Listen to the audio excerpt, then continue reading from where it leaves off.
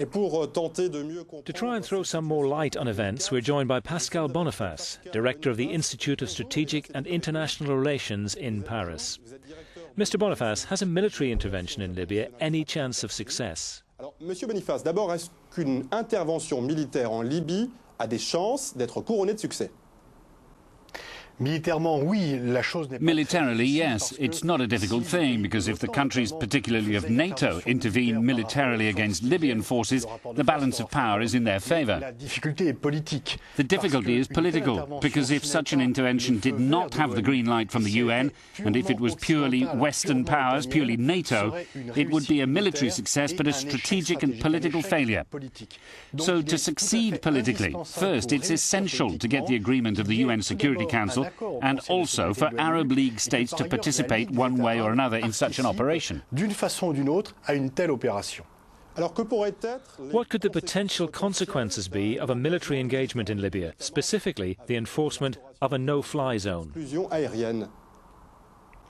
Once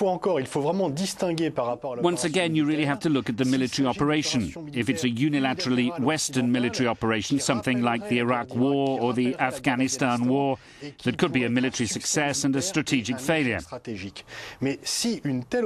if such a military operation went ahead with an international green light, with participation by Arab states, then we might see two scenarios. Airstrikes to dismantle the air forces still loyal to Colonel Gaddafi, or an effective no-fly zone aimed at stopping Libyan planes from hitting insurgent positions. A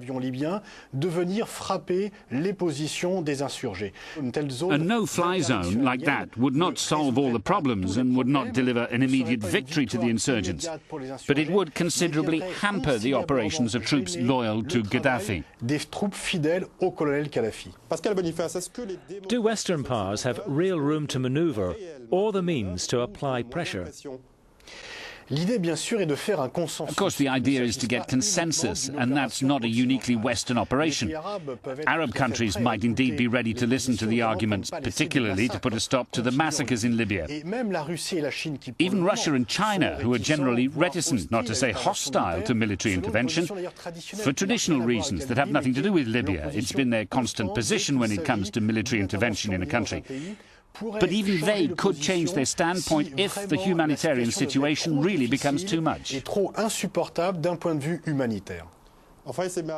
Finally, could the Libyan crisis pose a real risk to the rest of the region? And deep down, is a Somalian-type scenario possible? No, you absolutely can't compare the two. But it's true that while the Egyptian and Tunisian revolutions passed off relatively peacefully, there in Libya there's a civil war. So it's quite different. It's not like Tunisia or Egypt where the army was on the people's side. This time the army, or at least a part of the army, are siding with the government. A civil war has started that's really specific to Libya. On the one hand, there's Gaddafi's personal power he's held for a long time, controlling the security machinery, which at the same time is opposed by a large part of the country. Thank you very much, Pascal Boniface, for joining us on Euronews from Paris. L'Institut des Relations Internationales et Stratégiques à Paris. Merci encore.